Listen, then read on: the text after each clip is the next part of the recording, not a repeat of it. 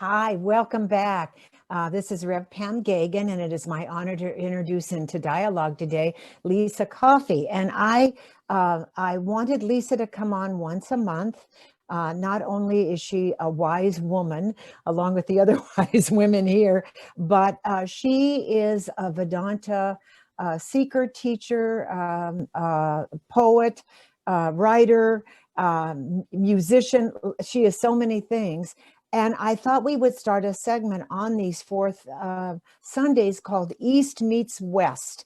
And so I'm bringing the West point of view to things, and she's going to bring the Eastern point of view of things. And so today's topic, Dharma, finding our purpose. It is good to be with her and find out what she's thinking. And I'll start here in just a minute. Lissa, are you with me? I'm here. Thank you Yay, so much, Pam. Yay, yay. This is the fourth Sunday is my favorite Sunday. I love Yeah. it. I love being here with you guys.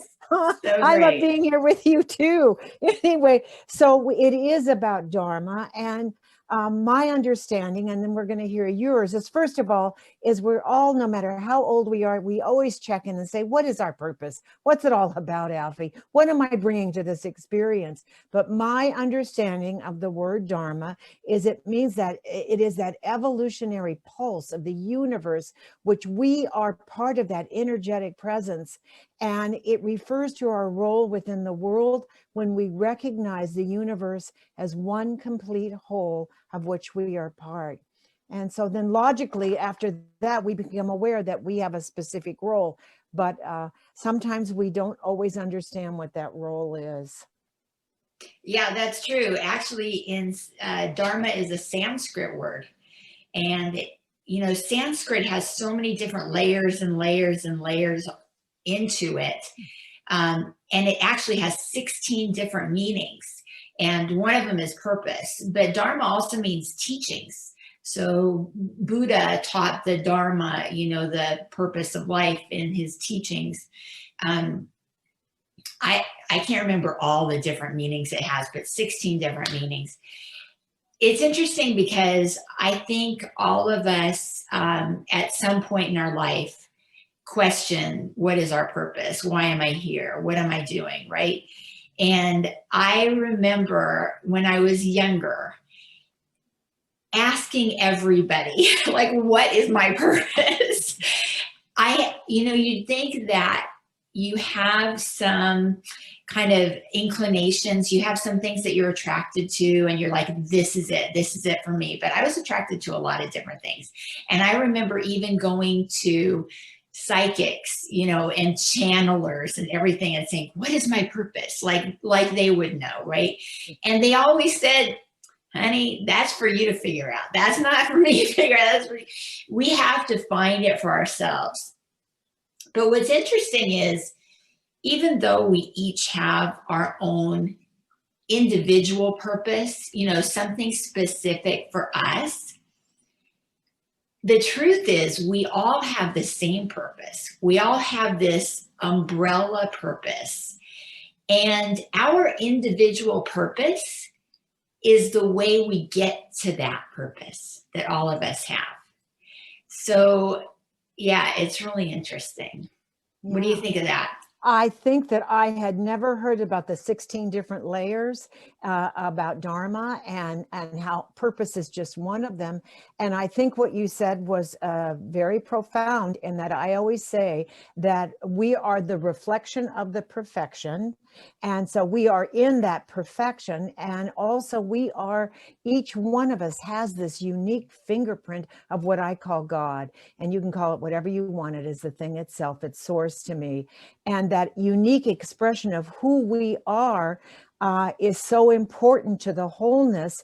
And in that contribution, our experience, that gift that we bring, we offer this unique gift to the world. And the world would not be the same without that energetic impulse that we bring. So I think that when we figure out what our unique talents are, and how we can do that is usually by what inspires us. What inspires me? What sets me on fire?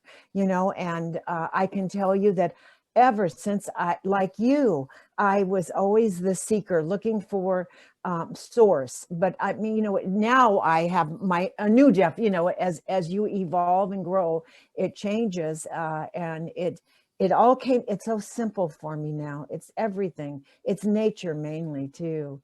You see Yeah. that fingerprint of God everywhere, and every leaf that I see, every wave that comes in adds to that joy. And we are that leaf, we are that wave, we are that ocean in a drop, as I always say. My daughter says, will you please stop saying that, it's boring. But we are in that oneness, and it is us and we are it. That's true. And that is the goal of life. That is the purpose of life for everyone, is to self-realize, meaning know who you are.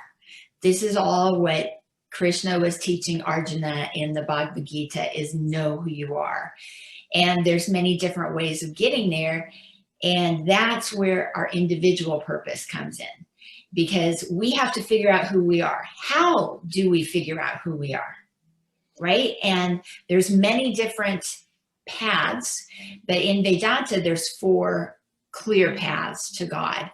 And of course, within those 4, there's many, many individual ways you can take that path. But there's bhakti yoga. Yoga actually means to unite. So what it's uniting us with is where we are now to where we want to go. So the individual I with the big I, capital I, the God consciousness, right? Which we already have, we just don't know it. So where's that link that's going to put us in that place where we know it? So bhakti yoga is the path of love and devotion. And we all practiced bhakti at some point in our lives, in some way, shape, and form, through the expression of love. So a bhakta, one who practices bhakti yoga, understands that when we look into someone's eyes, a person, an animal, whatever, when we're looking into their eyes, when we feel love, are we loving that person, or are we loving the God within that person? And we are loving the God within that person, that soul. We're seeing that soul. The leap we have to take is that when we look in someone's eyes, who we don't love, who we don't like, who we don't respect or whatever, can we still see that light of God within that person's eyes? So that's the path that can get us to self-realization through bhakti yoga. Then there's karma yoga, which is a very similar path. It's the path of service. It's the path of work. And we all experience that because we all work, even if we don't have jobs or an occupation, we work, we have to take care of ourselves and our home and the community and pay taxes, and whatever we do, we work, right? Mm-hmm. How do we express this work? Are we working for the paycheck? Are we working for, to have a clean house? Or are we working for God as a service to God? So a lot, like Mother Teresa was very much like a karma yogi and a bhakti yoga, because she saw Jesus in everyone's eyes, right?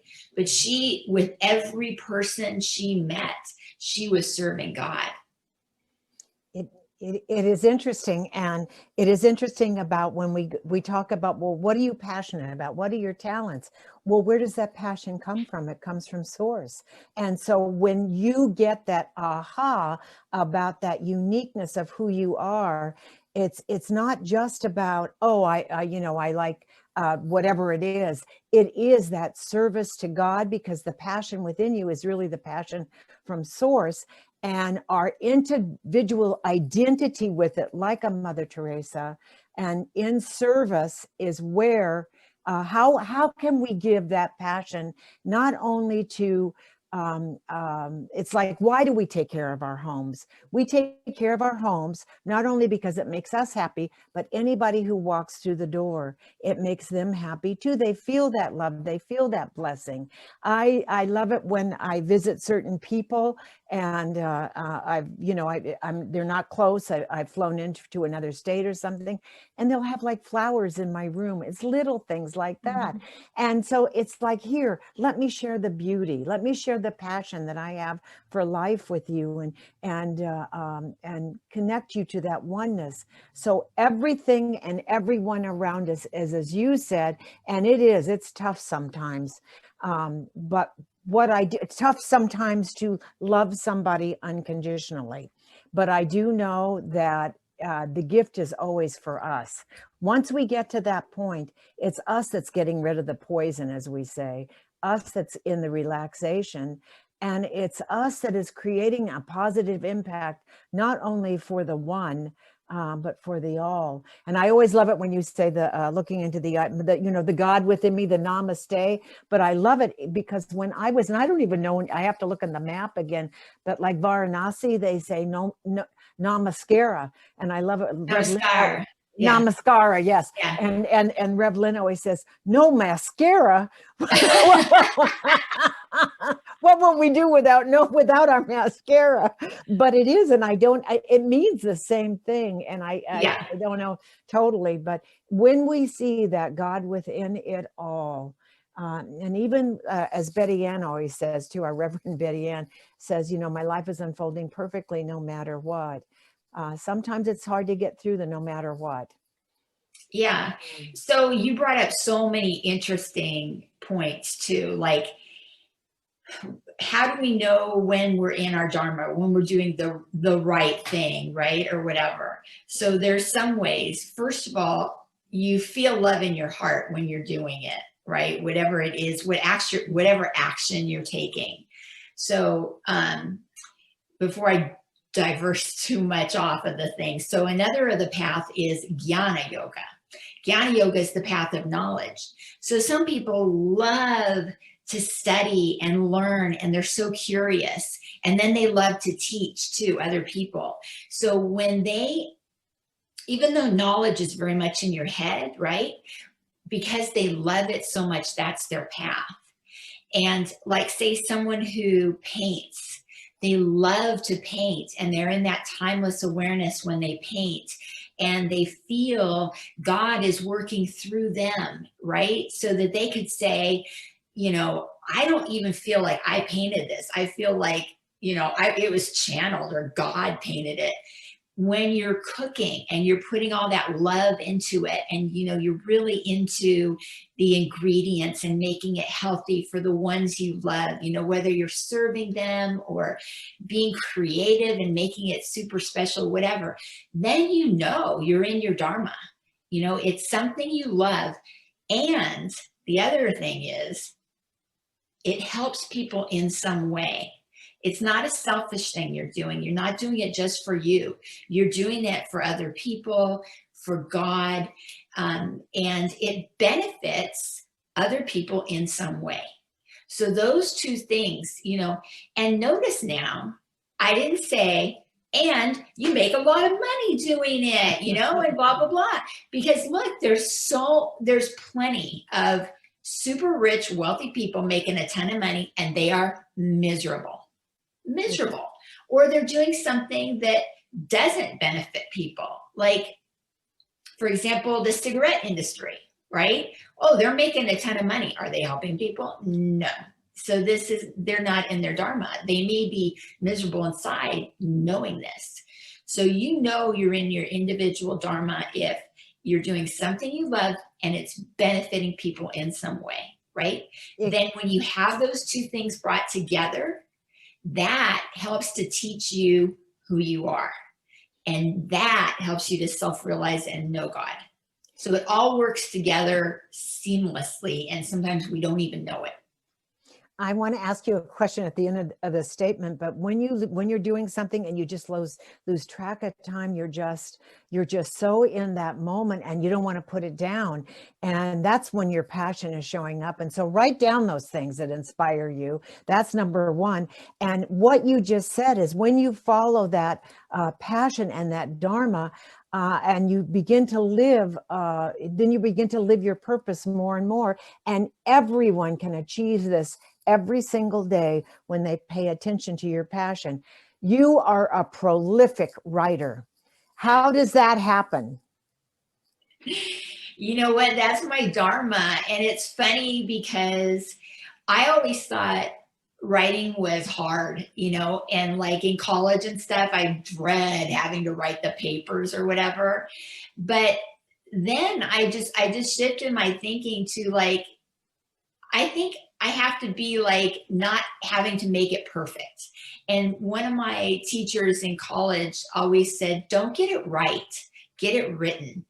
And so when I let go of that having to make it perfect and I could just let it flow, then it was joyful to me. Then it was easy. Then it was just like self-expression.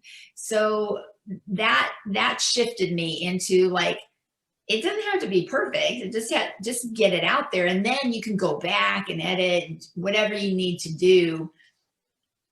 But you know, if you've got something inside of you, and I think a lot of people are everybody's creative, right? We're made in God's image. God created the world. We are creative. Okay. There's no getting around it. Don't tell me I'm not creative, because everybody is in their own way, right? You can be, however it is, you're creative.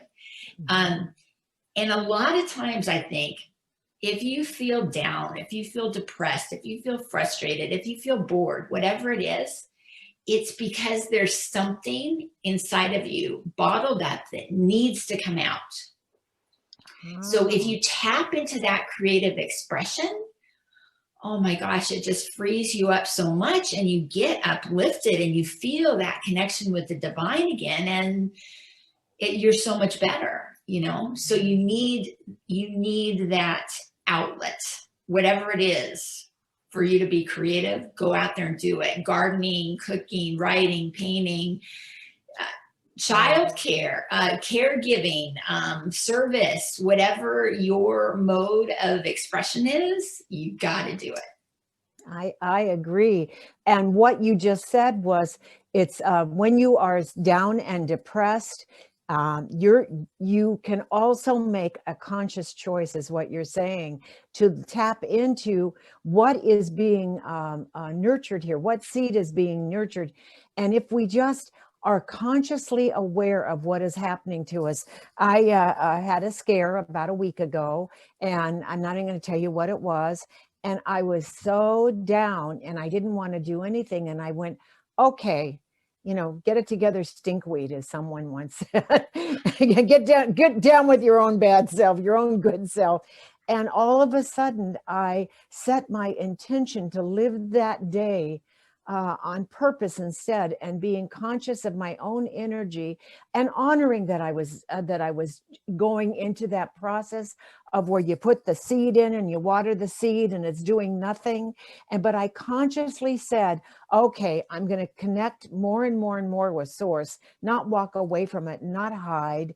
And it is really interesting because I came out of this. The results were much better than I thought in the situation I was in, or what I was hearing, and so I was elated.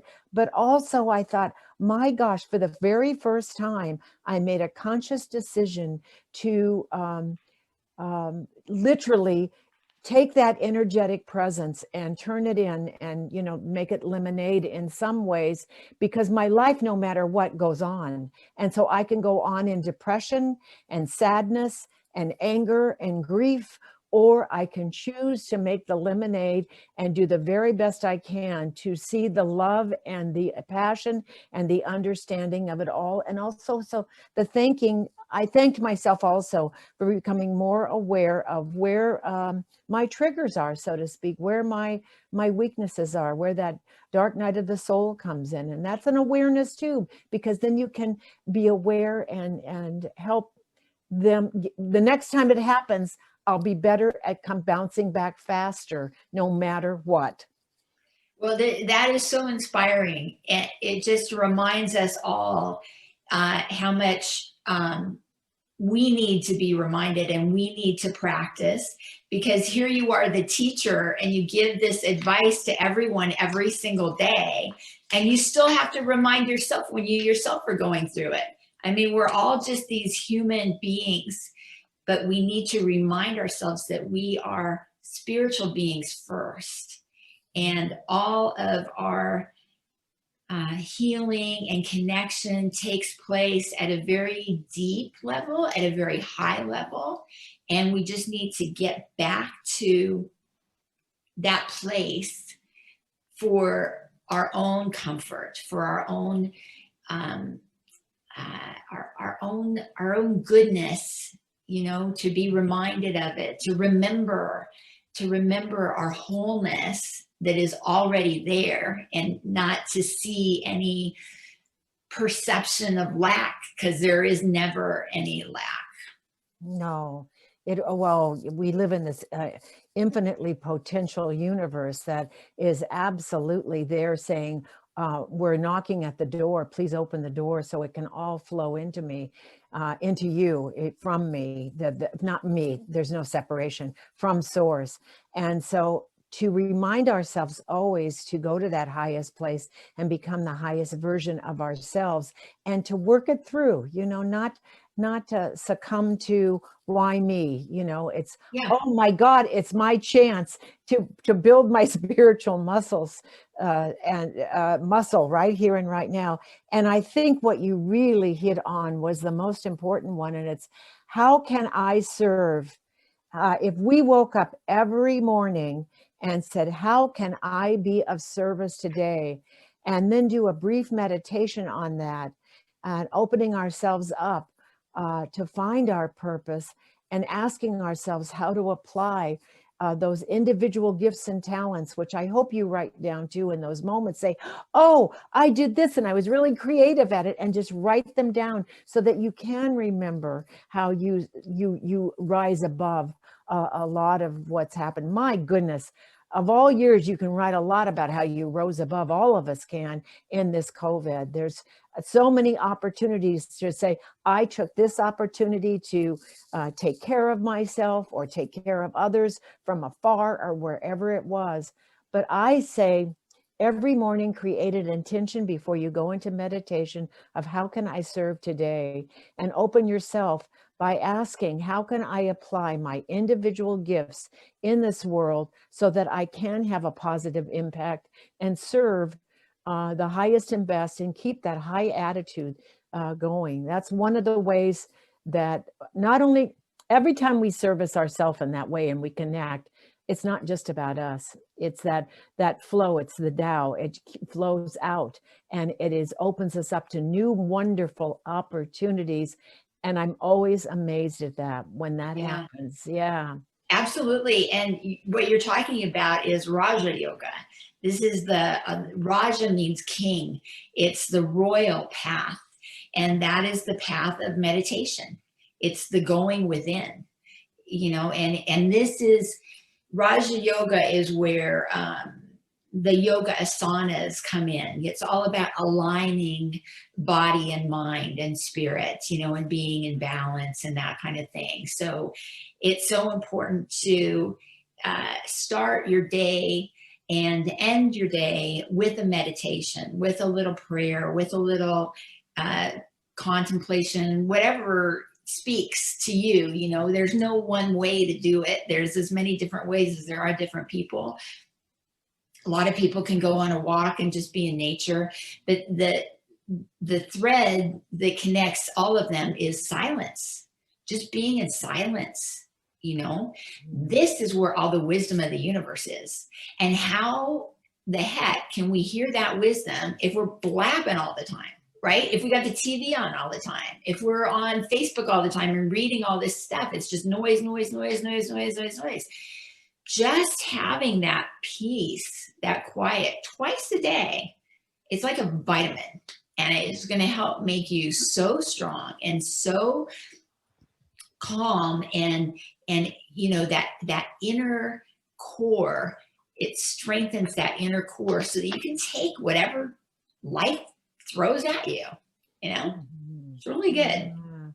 I'm going to close with, first of all, in the Western part, Ernest Holmes, Love and Law. Love points the way and law makes the way possible. It's the passion of who you are. I invite you just to write down your passions and your gifts and your talents, and then set those in motion through service. That's what you said so elegantly. And also, I love this, just being empty. Just go in, and then when the mind in the meditation, just go into the emptiness. And there's power in just empty yourself and be empty. No agenda whatsoever. And I feel that surge of power when I do that, Lissa. And I invite you to close now, honey, too. What closing words would you like to say? Ditto. No, no, you're like so awesome. Yeah. Ditto. I think, every day is new. Every day is a new opportunity for us. As we age, our purpose can change, in terms of the specifics of our individual purpose. Yeah. You can be in your season of being a student. You can be in your season of being a parent. You can be in your season of being an artist, or your season of being a teacher, or whatever. All those things can change. But just remember that overarching purpose never changes, and that's to know who you are. And that is what Krishna says, right? The most important thing we need to know is who you are, who we are. That is because that is the gift we bring, and that is that thread of the tapestry of the love of everything. We are that wonderful golden thread along with others. Thank you so much. I love it when you're on too.